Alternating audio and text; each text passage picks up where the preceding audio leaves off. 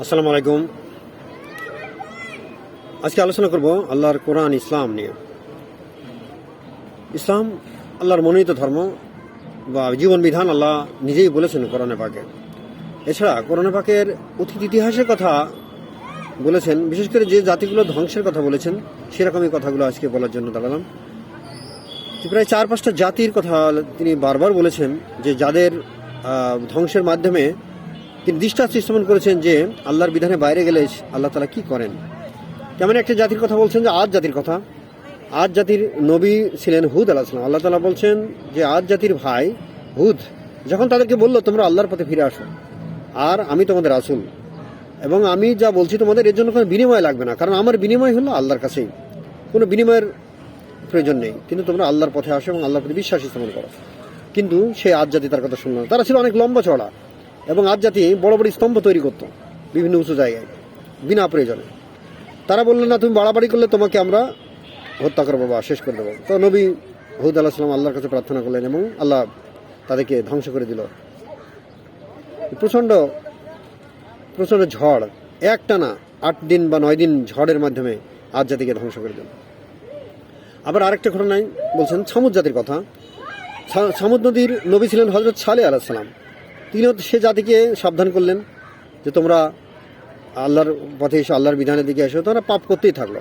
একসময় শেষ সম্বল হিসেবে, তাদের শেষ পরীক্ষা হিসেবে একটা উটকে আল্লাহ পাহাড় থেকে তেলে অলৌকিক ক্ষমতা হিসেবে একটা উট বের হলো, বড় আকারে বড়, এবং তার একটা বাছুর সব বাচ্চা সহ। সে উটের দুধ হতো অনেক বেশি, কিন্তু তারা শেষ পর্যন্ত উটকে হত্যা করলো। সালেহ আলাইহিস সালাম বলেছিলেন যে তোমরা যদি এই উটটাকে হলো শেষ পরীক্ষা, যদি তোমরা এই উটটাকে হত্যা করো তাহলে কিন্তু তোমাদের শেষ পরিণতি খুবই খারাপ হবে। তারা শেষ পর্যন্ত তা শুনলো না। ফলে সেই উটটাকে যখন হত্যা করে ফেললো, বাছুরটাকে আর খুঁজে পেলো না, বাচ্চাটাকে খুঁজে পেলো না, তখন তাদের পরে ফেরেশতাদের প্রচণ্ড শব্দে সেই জাতিকে আল্লাহ ধ্বংস করে দিল, সামুদ জাতি। এর পাশে নূহ নবীর কথা আসছে। নূহ নবীর জাতিকে আল্লাহ ধ্বংস করেছেন প্লাবনের মাধ্যমে। নূহ নবী যখন তাদের সাবধান করলেন যে তোমরা আমার কথা শুনে এবং আল্লাহর পথে আসো, আল্লাহকে বিশ্বাস করো, তারাও তাকে হত্যার হুমকি দিল এবং বলল তোমার সাথে যারা থাকে তারা তো গরিব, হ্যাঁ, তুমি তাদের কথা আমরা শুনবো কেন? এটা তোমার সাথে চলে, গরিবদের কথা আমরা কেন? গরিব, আমরা তো ধনী, আমরা তোমার কথা শুনবো না। নূহ নবী বললেন তারা আমার সাথে আছে, তাদেরকে আমি তাড়া দিতে পারি না, আর তারা আমার কথা শুনে যেহেতু। যখন তারা শুনলো না, তখন আল্লাহর বিধান আসলে তুমি নৌকা তৈরি করো। নৌকা তৈরি করার মাধ্যমে এক বিশাল নৌকা তৈরি করলো, পৃথিবীর ইতিহাসের প্রথম, এবং জোড়ায় জোড়ায় সেই সময় 80 জন মানুষ আর অন্যান্য সকল প্রাণী, শুধু বিষাক্ত প্রাণী, অতি ধ্বংসাত্মক প্রাণী বাদ দিয়েই নূহ নবীর সেই কিস্তি অর্থাৎ নৌকা তৈরি করলেন।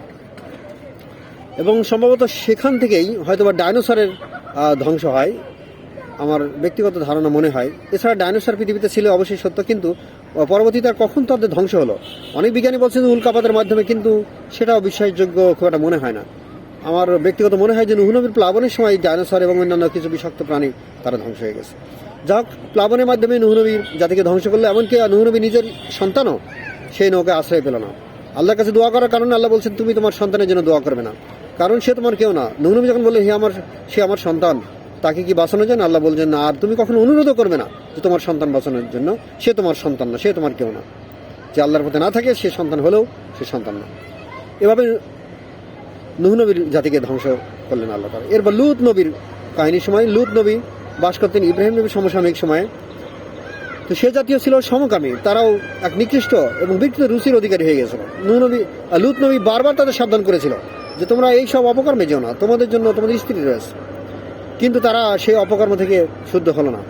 তখন এক সময় প্রচণ্ড ভূমিকম্প দিয়ে আর সেই জায়গাটি উল্টে দিল, এবং সেখানে দৃষ্টান্ত হিসেবে সেখানে মৃত সাগর রয়েছে, ডেড সি রয়েছে, যার উপর দিয়ে এখনও সেই সমুদ্রে এখন এত নোনতা পানি যে কোনো প্রাণী, কোনো মাছ পাখি পর্যন্ত সেখানে বসে না। সেই লুত সাগর বলা হয়, বা ডেড সি বলা হয়, বা মৃত সাগর বলা হয়, যেটা জর্ডান নদীর তীরে, জর্ডানে অবস্থিত। আরেকটা জাতিকে আল্লাহ ধ্বংস করে দেয়, সেটা শুআয়ব নবীর সময় মাদাইয়ানবাসী। তারাও নবীর কথা যখন শুনল না, নবী তাদেরকে সাবধান করলো, সেটাও আল্লাহ প্রচণ্ড রকমের ভূমিকম্প দিয়ে সেই মাদাইয়ানবাসীর সেই জাতিকেও আল্লাহ ধ্বংস করে দিল। এই উদাহরণগুলো আল্লাহ বারবার বলেছেন।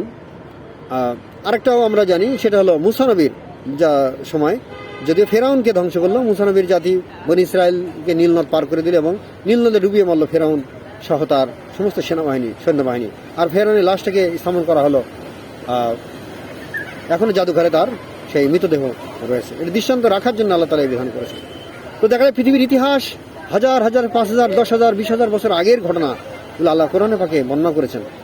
তো সুতরাং আমরা বলতে পারি যে এটা কোনো ইতিহাস, মানুষের তৈরি ইতিহাস থেকে জানা যায় না, কোরআনে যে ইতিহাসটা জানা যায়।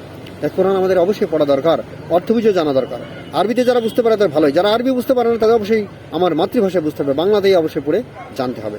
আল্লাহ কোরআন দিয়েছেন বোঝার জন্য। আল্লাহ বলেছেন যে আমি তোমাদেরকে কোরআনকে আরবি ভাষায় অবতীর্ণ করেছি যাতে তোমরা বুঝতে পারো। কারণ ওই সময় পাশাপাশি সমস্ত দেশের ভাষা ছিল আরবি, কিন্তু আমরা বাংলাদেশি, আমাদের অবশ্যই বাংলাতে বুঝতে হবে। আর যে আরবি ভাষা আয়ত্ত করতে পেরেছে সে অবশ্যই আরবিতে পড়বে। বাংলাতে পড়ার কোনো অপরাধ নেই, কোনো দোষ নেই। আল্লাহর বিধানকে জানার জন্য, কোরআনকে জানার জন্য, কাহিনীগুলো জানার জন্য অবশ্যই আমাদের আরবির সাথে সাথে বাংলা পড়া দরকার, না হলে শুধু বাংলা পড়লেও কোনো অপরাধ নেই। তো এ থেকে আমরা জানতে পারি যে আল্লাহর কোরআনে অজস্র কাহিনী, অজস্র ঘটনার কথা আল্লাহ বলেছেন।